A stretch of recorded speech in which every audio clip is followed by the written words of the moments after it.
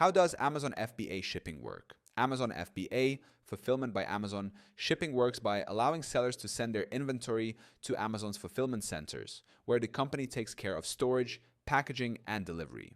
Once your products are listed as FBA items, Amazon manages the entire logistics process. When a customer places an order, Amazon picks, packs, and ships the product directly to the buyer using its reliable Prime delivery network. This ensures fast and accurate shipping with minimal effort from the seller.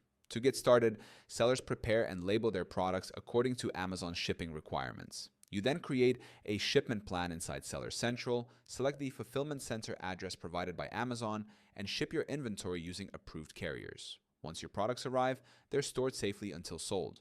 Amazon then automatically processes each order, ensuring your customers receive their items quickly and professionally packaged.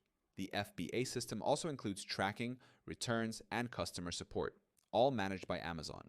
Customers receive shipping updates directly from Amazon, and you can monitor the entire process through your Seller Central account. This automation helps sellers maintain high customer satisfaction without needing their own warehouses or delivery teams. You can start using Helium 10 for free right now by clicking the link in our description.